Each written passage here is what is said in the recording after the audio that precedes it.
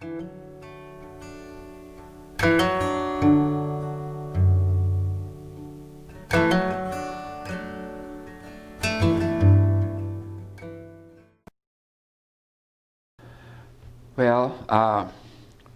like my first name is Alex Jasper Upshaw. You know, I was named after both of my grandfathers, and I was born in 1923, August 3rd, and during this interview in 2 weeks I'll be 84 years old. Oh, that's amazing. Yeah. Wonderful. And I was born in Travis County, which is Austin, and my parents moved back to Blanco in the bottom of and the top of 24, and they moved in on Mr. Wesley Wire's place. He built my daddy a 2-room house with a porch on it, and that's where we all grew up at. Where exactly is that property? It's 10th, no, it's 11th and Mesquite. Okay. On the corner of 11th and Mesquite. Okay, so it's right in the middle of Blanco, right? A little bit north, yeah. And well, during this time that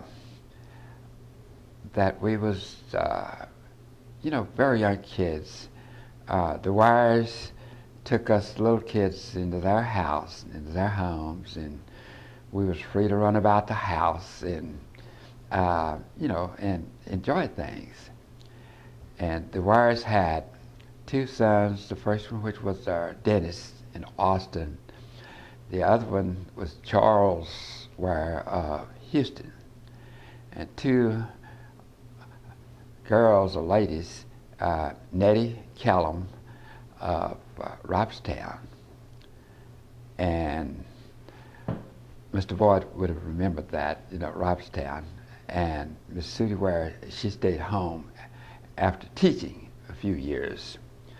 When our parents got unable to take care of themselves, she came in and took over. And in 1933, Mr. Ware died, and my daddy was at his bedside when he went. And in 1936, his wife, her name was Laura, she'd been bedridden for, a couple of years. And me and my youngest brother used to go and sit with her in the evening while our daughter went to town and went to club meetings. And we enjoyed her because she taught us how to crochet and how to do some needlework. Crochet, amazing. Well, now you were at this time, what, going to school? Oh, no, we was only like 5 and 7 years old. Oh, okay. This was 5 and 7 years old, and you know, on up till we was. But you did go to school in Blanco? Oh yes, yeah, I sure did. Yeah. Yeah, I went to school in Peyton Colony. Oh yes. Okay, and you've been out there though, haven't you? Yes, I have. In fact, I was out there not long ago, and I went through. We see now we've been going to restore that old school building, so. That's a famous place. Yeah, we're going to restart, and each time that we have talked about it, someone of the main fellows that was going to help us do the work passed on. Sure. So we had to sit around and wait for, you know, some other help. Well, you know, I'm just thinking I would love to come back. We'll do another interview, follow this one up, and focus on some of that history, because that would be wonderful to get. Right. But, yeah. you know, I was going to ask you, because I did walk through the cemetery out at Peyton Colony, and I noticed that quite a few Upshaws. Yeah. So those are your ancestors. They're all my kinfolk. All yes. your kinfolk. Your parents are? As my parents, my daddy's parents, and their offsprings. There's quite a few, as I recall, quite a few Upshaw headstones out there. But that's kind of another piece of history I'd love to come back to. Very much. I knew we'd very often. I knew you'd correct me.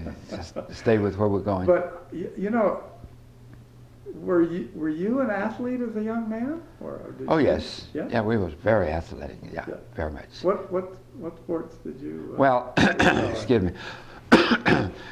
See, at that time, a lot of the sports wasn't very wide, but we mostly played like softball and baseball. And we didn't get to play tennis, but we watched it. And we didn't get to play basketball, but we did play some basketball in school on our own. But we was mostly baseball, softball material, like that. Blacks were excluded from basketball? I mean, you not really, but you see,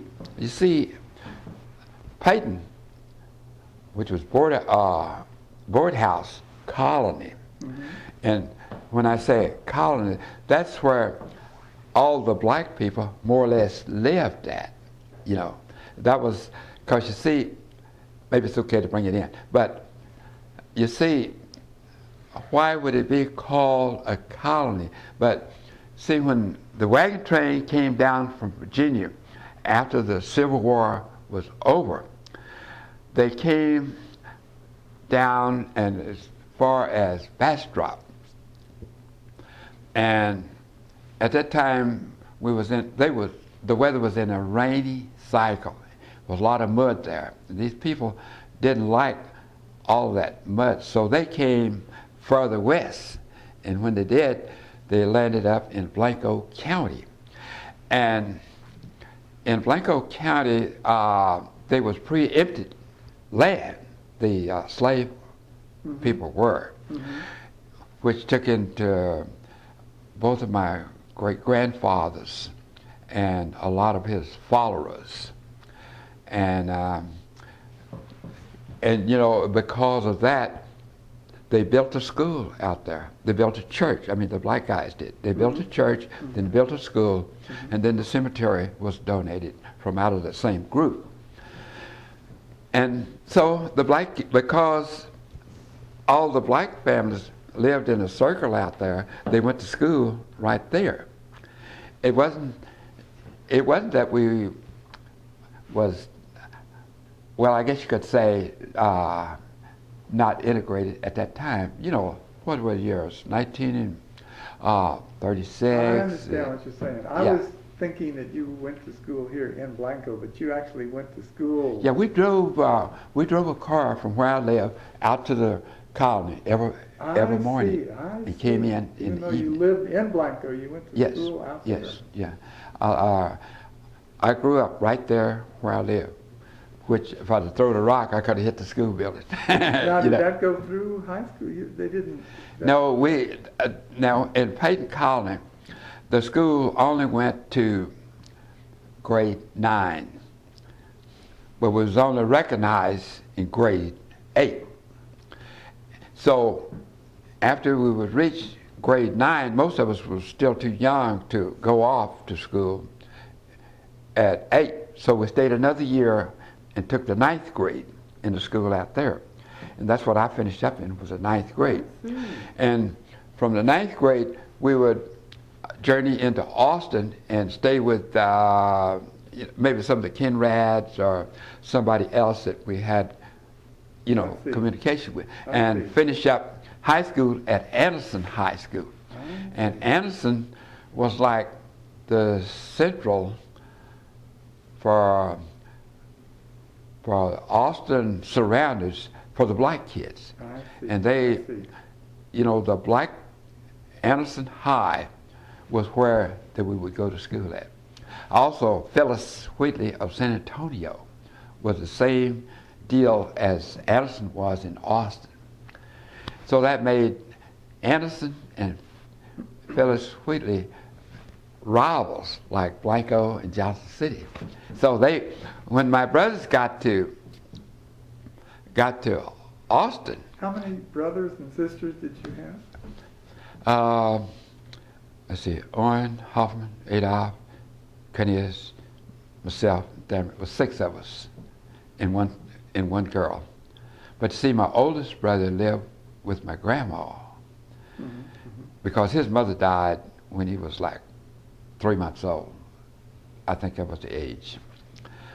But he played football at Anderson, And then when he left Anderson, he went to Prairie View.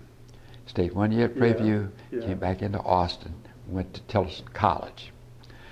And he stayed at Tilson and joined up in the military in 1940, I guess 42, because the war broke out in 1941 and 42. He volunteered for service, and he didn't get back. He got killed in Boston. And then after that, we was all out of school. All of my brothers and myself was out of school in Peyton. So my youngest brother went into the Navy, but I didn't get to go. They turned me down.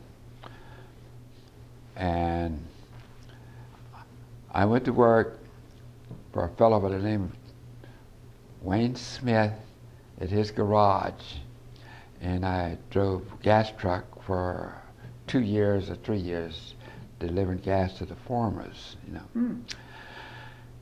And when I left Smith, I went to work for the Buckners, which was up on the corner. It was a service station. But my plans were, by this time, the war was over. And I thought, I'll just go on and go back to school. But I never got away, you know. So I continued on as I did. I see. So I worked in gas stations, filling stations, and also was a chef cook for 3.5 years in the cafeteria. And after 3.5 years cooking there, I got married. And after I got married, I wasn't making enough money, quite enough money to take care of myself and a woman. So I went into construction, and I had a real good instructor in construction, and he taught me quite a bit on building and how to build. So I followed the trade. You're quite a fine carpenter. That's one. Yeah. One story. So yes. So I stayed with the trade, you know, for good long while, 7, 8 years, working for different men, and somewhere along the line, I decided I would go to work for myself, because what I said was, if I could do what I was doing and make money for my boss man, I could do it for myself. So I did. I took off and I went to work for myself. So it's been at least 55 years that I have been at work for myself. Yeah. So meanwhile, during this period of time, my kids were just coming along as the color line broke and integration came in. I was going to ask you that and question. After integration came in, my kids went to school with the white kids. Yep, in Blanco. And immediately, my oldest boy at the first interest was, I think he was like 16. And from there on, you know, they took off. And they was in athletic from the time they started. First it was Little League baseball. They was in Little League. And at this time at Little League, it was like doctors were, I think, about maybe 12 years old. So some of the white guys, they always said, well, if he plays, I'm not going to let my boy play. So the manager said, take him home, you know, said he's going to play, so I'm putting him in. So he did. He put him in, and he was a catcher for the club. And within a week and a half, 2 weeks, the guys said he'd take his out and wouldn't let him play, decided, I'm going to put him back in. I'm going to let him play. We're going to integrate. So the color line was broke there again. And so the guys, they had a good time together. And How many children do you have, or did you have? We had school at 6 Blanco? and 8, 14. We had 14, Is that right? 14 kids. Well, you know, I have to tell you something. A friend I was talking to who grew up in, well, an old timer, but he's from Johnson City. He was telling me, he said, you know, all through the years that he remembers, that Johnson City could never beat Blanco in baseball or football because of those Upshaw kids. It was, well, you know. There was always one of those great athletes. Well, Upshaw you know, they were. I think our school athletic department did a good job with them because they, you know, they really, but you know, kids get out and they mix with other kids and they get something that you didn't instill in them, you know. Mm-hmm. So that's what happened. And first thing I knew, they was wanting to play football. So, you know, the coach put them in. And they was all good because they could run, you know. But see, now you asked a question a while ago. Now, my kids, we had a full block between my house and the funeral home that we played ball on. And you would think you was at a baseball park when you come by the house. All my boys would be playing. We would just all play amongst ourselves, you know. Sometimes it'd be 18 or 20 boys out there. And the people would come by and they would just stop and look and watch us, you know. So consequently, they got the idea of playing.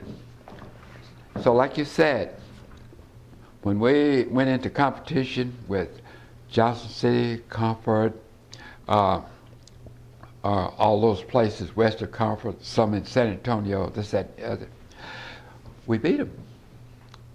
You know, and like you said, it was like my boys and the Coffee boys that put them on top. Did you actively encourage the boys, or were they all sort of self-starters? Well, I played with them. Yeah, I played with them. You were out there with them? Oh, yeah. Wow. Yeah, I played with them. So because you see, when I grew up, we played baseball, and we didn't have no smooth ground. Our field that we had was as rough as any rock field you ever want to see. Well, we played there, you know, and I don't know, I guess we got the job did.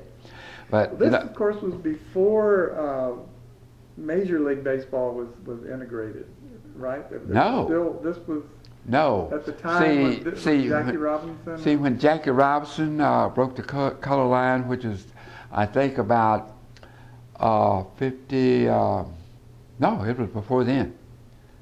The opposite line? He broke it in 48, I think. Oh, really? Was it that early? Okay. I'll tell you what year it was. 1947 was the year that he broke it.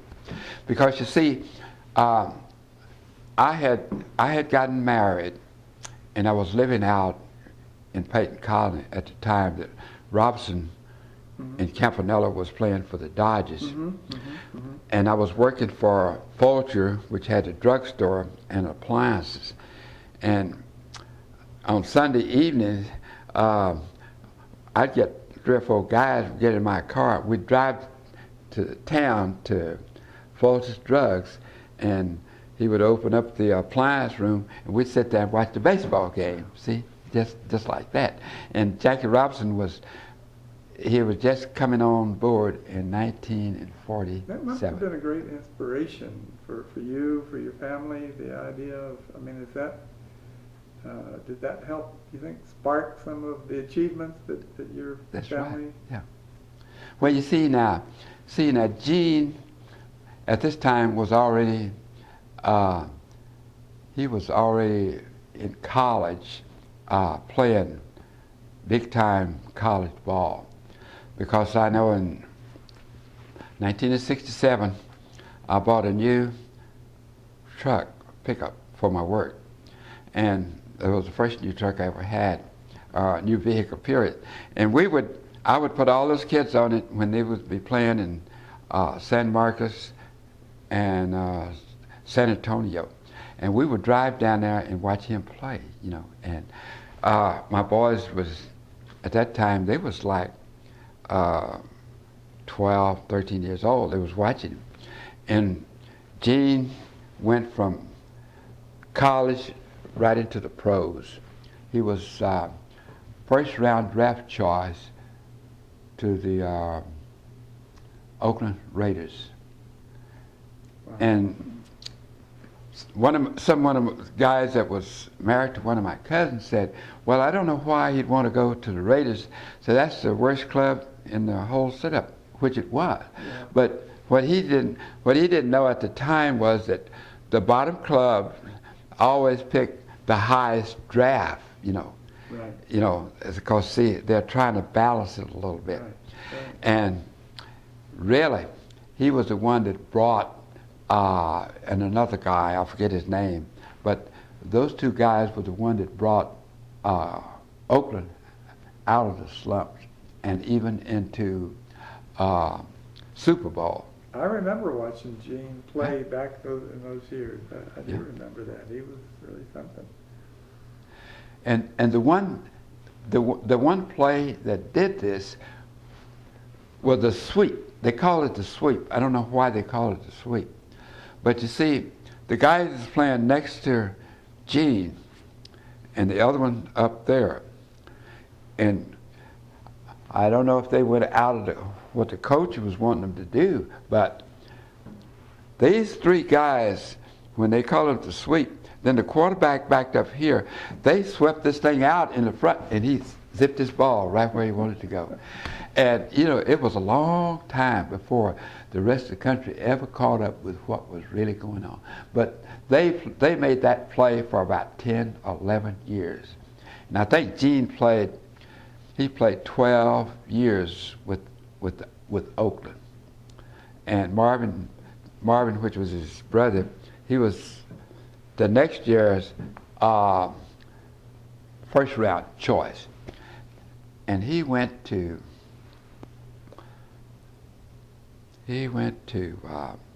one of the big clubs. It wasn't Cleveland. It was one of the other big clubs at that time, up in the north. Not Kansas City, was it? That's who it was. It was. I think you're right. It was Kansas City, because he went from Kansas City to the Cleveland Browns, Mm-hmm. and that's where he ended up at. Because he got his knee hurt, and he was afraid he was going to see his daddy had already had an amputation of his leg because he got hurt at his work, and he was afraid it might happen to him. So he quit and, you know, took his retirement. Just had just enough time in to get it, which was good.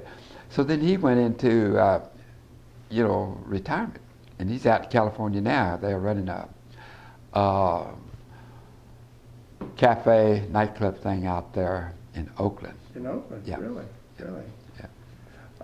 Gene and Marvin never got to play together, I don't think, did they? They played against each other 2 different times. Against each other.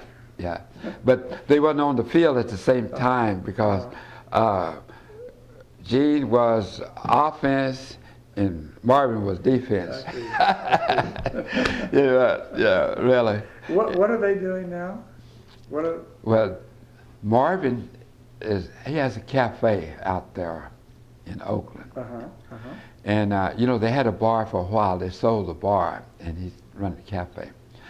And Gene, I might he's have head to of check that out if I get out there someday. Yeah. Gene is, he's head of the American National League football organizations. He sits right on top. And the union. He rules what they can't do over there, and he rules what they can't do over here.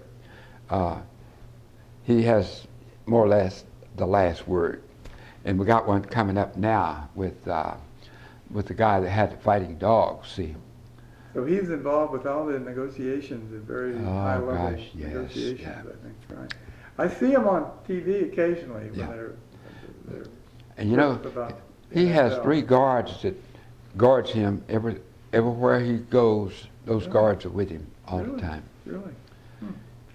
Did you have a chance to attend any of his games? Let's see. Now, I don't believe I ever went to one of his major games, but we got them all on TV Yeah, every yeah. Sunday. I mean, we stayed right there, nose in. Boy, You you know. must have felt pride. Yeah. Bumping along here. Well, you see now, we figured that he was an inspiration for my boys Yeah. to go in. Yeah, yeah. And what my brother told me, my brother was younger than me, but when we was growing up, you know, it was always what he said and what I said. And what he told me was, because see, he was integrated before we were, because he was in Robstown, which is a Corpus Christi area. And what he told me was, he said, now listen, man, I'm going to tell you what you got to do. He said, first thing, you got to reach back, get your pocketbook, you know, because you're in it. It's going to cost you. And the next thing, you got to go and be there, be an influence from. I said, okay. So that's what I did, man. And when my boys was playing, I don't care where I was working at, when this time of the day came that they was going to leave, I came in and went with them. And when they was playing basketball, I'd ask the coach, I said, Coach, can I go with you tonight? I haven't got a ride. Yeah, come on, man. They put me on the bus. And I rode the bus with them, and wherever they went, you know, and when we come back, they'd always eat after the game. They bought my dinner just like they did the boys, you know. So, man, I had a big time. I did. I had a great time. I can't imagine. Our son was a nationally ranked swimmer. Was very good athlete. So I used to, you know, we used to go for years and years to swim meets. And watch him swim, and you know, I'm just thinking how much pride I felt then. Yeah. But here you were there. I mean, you had many kids all achieving remarkable things, and so you must have sometimes had to hold your head down a little bit to keep it on. Well, you see, we lost this one kid at the age of 13. Really? Out on the highway, he was riding a bicycle and hit the wheel, knocked him off. It killed him right away, you know, and we just missed a lifetime with him. Oh, that's terrible. And now, is it Chuggy? Chuggy. Chuggy? Yeah. Chuggy, he's the son that was with the Toronto Blue Jays? Yes. See, his name is Willie. But see, at home we called him Chuggy because that's his nickname. That was just a nickname for him. All through school, he used it all through school, and then when you get into the majors, you know, everything has got to be cut and dried just right for the majors, you know, because they're selling product, you know what I'm saying, and so he went with his name, you know, and his name is Willie Clay Upshaw, and when he was in baseball, the announcer would always say Willie Upshaw, you know, as if it was one. He always used that Upshaw at the very last. And people paid a lot of attention to it. And so when he got into the majors and we started to go to, well, we went to, first year we went to Dallas to watch him. And the second year, he was on the squad, you know, and he hadn't quite got his position that he wanted. He was still playing right field, but he wanted to play first base. So in the conversation, this one fellow, he had already been in there for 7-8 years, and he knew what the scores were. And he said, if you want that position, so you got to beat him out. You can't be feeling sorry for him, you know. And that's what he was doing. Because the man had gotten hurt and he couldn't really play. I mean, he couldn't run, but he could hit. And that's what the company wanted, somebody could hit the ball. So Chuggy moved him out and he got first base position. So after that, we was on the way. So then we started to go into, well, I went into Chicago to see him play. We went to Toronto to see him play. We went to New York to see him play outside the States. And the rest of the time, we went into Dallas to watch him. That must have been quite a thrill. Oh, yeah. And then when he finished up in the States, and they had the meeting after the season was over, he signed with Japan. And he went to Japan for 3 years. Really? I didn't know that.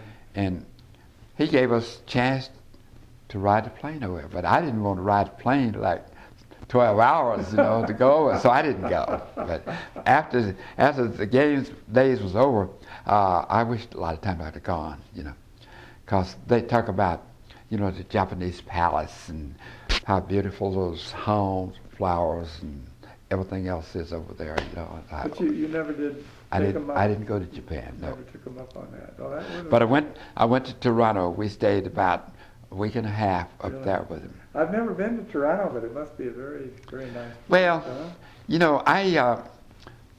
When I went to Toronto, it was like we went to the backside of the world. Yeah. And I never did get that out of my mind. Really? Yeah. It felt- I never did get that out of my mind. But Toronto, the cities itself is a big city. They had like Walmart stores here. They had the plazas there, which was under the ground, floor level, and at the top, all in the same building, And something else I didn't see, I didn't see any people working there like we do here, But their prices for a workman was twice as high there as it is here, twice as much. Well, did he enjoy living there? Was that did he Well, actually live there, or just? He never paid a lot of attention to living Yeah. wherever he was. Yeah. He was there to play the game, Yes. and that's what yes, he did. yes, He played yes. the game. But because his first child was about to be born in Canada, and he didn't want that. So they got him back. Oh. They got him back into the States before she delivered. So So he was born in Yeah, America. American Yeah, citizen. because there's something about if you're born in Canada, then you got to go and That's sign right. the papers every That's year. right. So, That's and he already knew that because conversation-wise, he got onto it. So he didn't want him, and he wound up with him back in the States. Do the boys get back here often? Do they have chances to visit and kind of reconnect here? And I'm gonna tell you something. Chuggy, as we call him, is so busy. He does not have time to come home. And people wonder, all of his playmates, schoolmates, well, why don't you ever come in? But, like right now, you had to have an appointment if you want to talk to him. If I want to talk to him up there, I have to have an appointment. I had an appointment with him in Dallas. And two of the agency or whatever, they was all in the same room. I was right there. And they had dinner sent up to us, and we had dinner right there in that conference room. And he went from there to the locker room, changed clothes, and he was on the field, just like that. Time moves so fast, Yeah.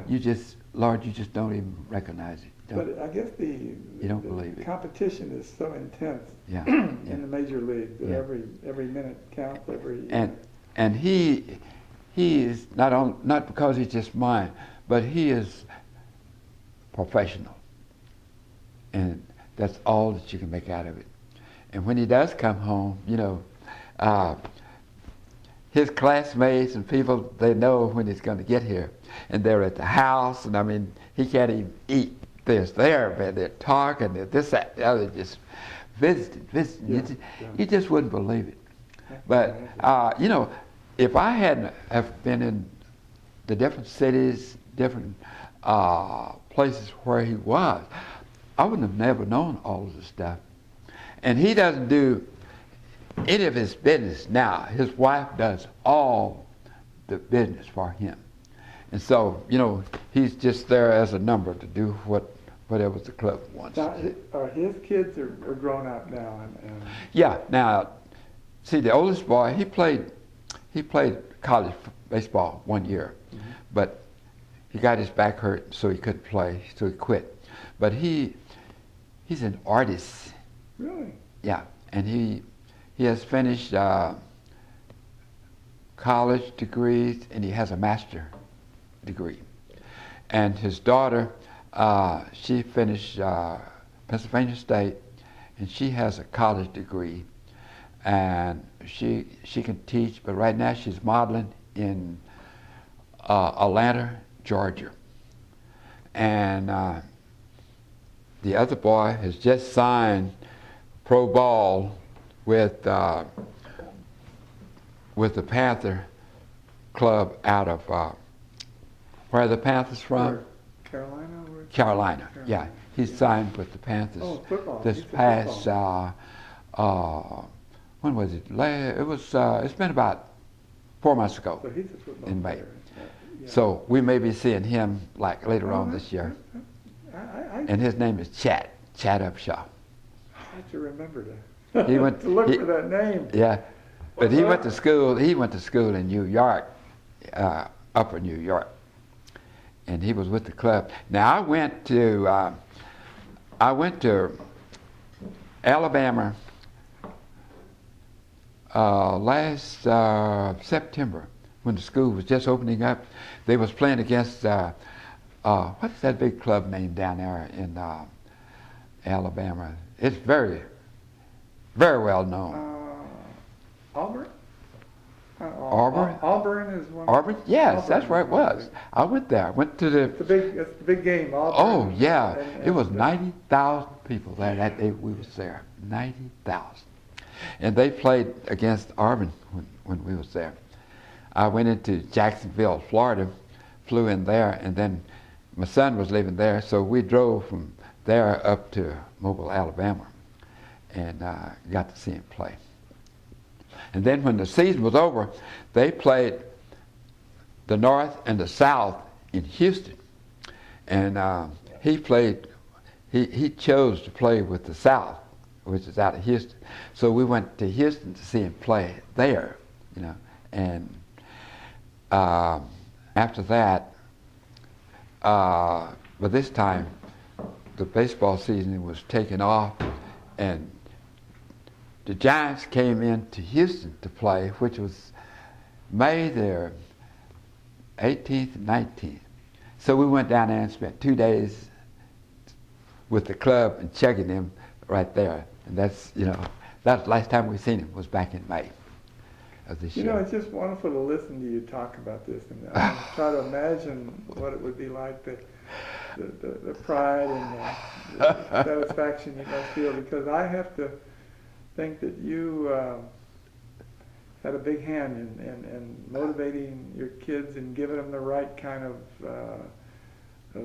view on life. Really, but I give the school a lot of credit. Now you would think that we didn't have our church or Sunday school, things like that, but we did. Had just as big a Sunday school, just as big a church as they had uptown. But when my kids were integrated, they went in on Monday morning. And Sunday morning, that same week, the bus came by my house and picked up all my kids that was in school up there, took them to First Baptist Church, and we've been there ever since. They just insisted that I come in. So I said, okay. After a couple of months, I left the Mount Horeb Church and adjourned First Baptist in town. Oh, I see. And which reminds, I remember one of your family died a few months ago? Oh yeah, that was because I remember the poster up on the coffee boy. The coffee boy. Yeah, he got killed down at Little Blanco. That's right, but it was buried. It was buried at the Baptist church. Yeah, right. That's right. Yeah. But I'm sure you're related somehow to. His mom and me were cousins. The boy that died. I was thinking it was an Upshaw. It was a coffee boy. Yes. That died. Yeah. He was in an automobile accident? Truck. Yeah, sure was. Yeah. And during that time, it hadn't been 15 minutes that I had left him. I was talking to him. And he said, well, he had to go and take this lady he had with him to work someplace. I said, okay, see you later. And next thing I knew, he was out. It all happened so fast, And we talk about time, how fast it's moving. It does. It moves fast, Now you mentioned earlier, before we started the interview, that you were thinking about writing a book someday. Yeah. Tell me about that. You're a very active guy. Your brain's working fast. Well, what would you focus on? Oh, okay. But I don't know. I kind of thought about this for a long time, but I never did put it into reality.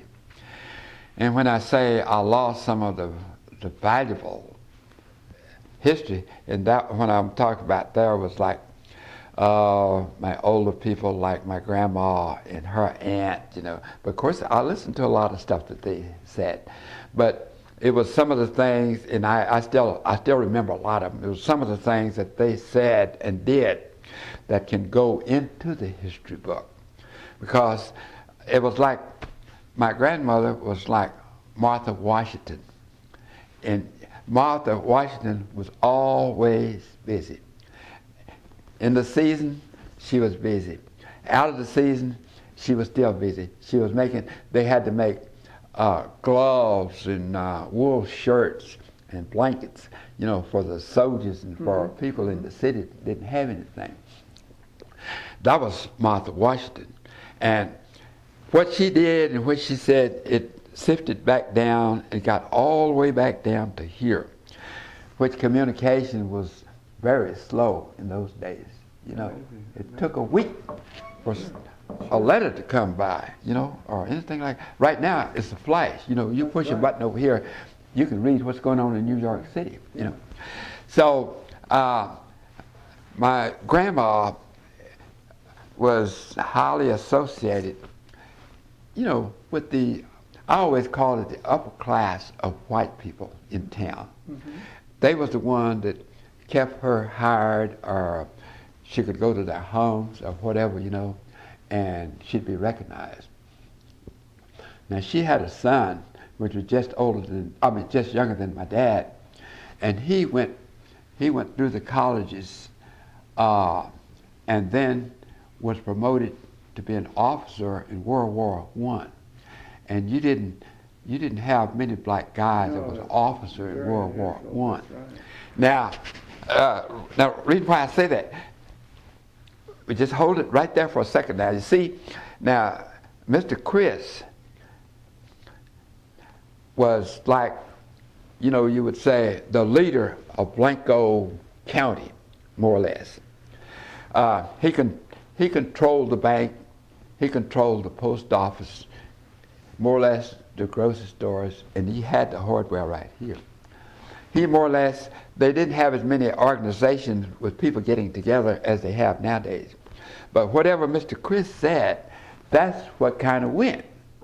So my uncle, after he was out of the service, he went to work for the railroad, people out of Muskogee, Oklahoma. And he was a mail clerk there. So, he was pretty high up and well recognized. So when he was getting ready to come into Blanco, he would write his mom, and she told Mr. Chris. So Mr. Chris informed everybody around that Upshaw is going to be in town such time. Be at your best behavior. And they did. They did. They was like, they minded him like he was their father, for whatever. But I mean, that's America, that's America. A wonderful story. That's wonderful.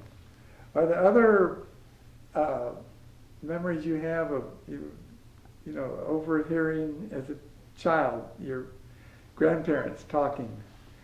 Some of the stories they talked about late at night. What you mean? What they get too? Yes, yeah.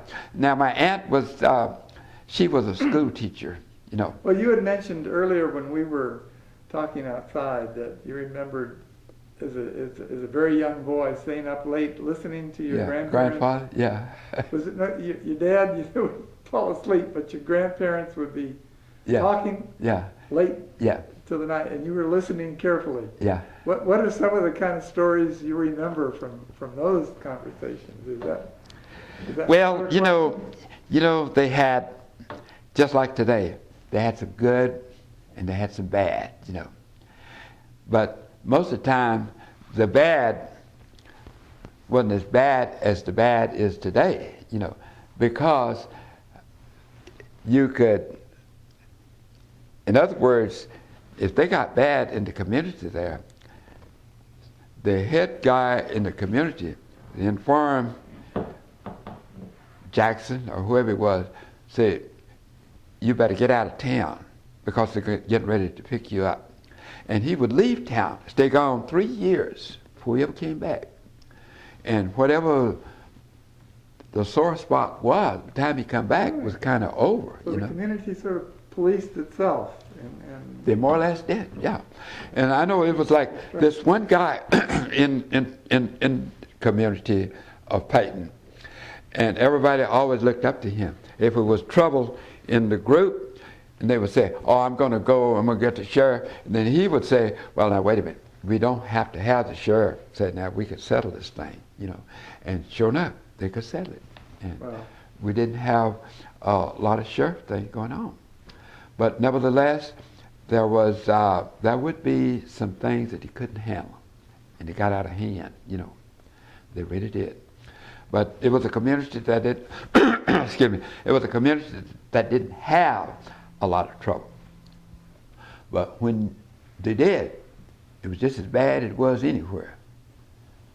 But and that wasn't just once. Typically they would deal with it, the community would deal with the problem. But sometimes the bad didn't always leave the community and go out, and then be gone and come back, And well, I look forward to another talk with you, and where we can maybe really kind of focus on Peyton Colony and some of the old history. And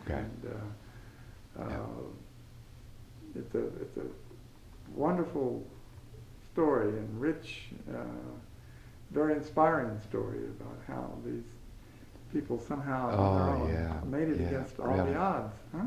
It was amazing. Oh, it's so unbelievable, But that's the thing that make us who we are, where we are.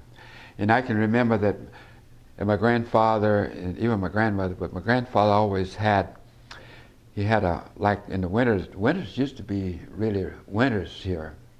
It used to get cold. And he had a big overcoat that he would wear when it would be that cold. And when I would see the pictures of historical guys in the book, things like that, it reminded me of my grandfather wearing that big jacket and this thing. My granddaddy had a .38 pistol. Oh, it was a honey, boy. It was a honey. And those guys, if they pulled that gun, that was as bad as he shot somebody, because you didn't pull no gun. You don't make gunplay. And nowadays, people think that that's what they're for. That's because they are cowards, see. Yeah. And if he wasn't a coward, he'd be all right.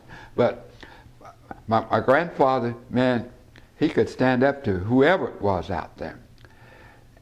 And whatever it was, they knew that they had the gun on. And I don't mean anything by this, but they had white men on the streets in Blanco that backed off. And that's something you don't always see, True. But that's the kind of force that it was. Come to find out, the black guy was still right. And whenever the rest of the city found out that he was right, this other guy turned out to be a scandal because he had come into the place. And he didn't grow up with the whites and the blacks that was together there. And he didn't understand a lot of the situation. You didn't. Our white people used to take care of the black guys that was in their community. They didn't care who came in from out here. You don't bother him. Those people, and like my daddy's boss, and they would maybe somebody down on the street would say something. They say, so that's West War's man. You let him alone. And who was West War? West War was West War. He was one of the guys that stood up in town and in the county. And for whatever you want to say, have to say, he stood up, and people backed him up. You know, I mean, you know, like the Brighams, the Buckners, the Smiths, the Johnsons, didn't make a difference who they were. Oh man, I tell you, it's just been inspiration. It's fascinating. It's a piece of history that is in a way very unique to where we are. Yeah. It's not something that's defined elsewhere. That's why it's so important, I think, to It is. to It is. retrieve it and to preserve it. Well, thank you so much. It's okay. Thank you so much.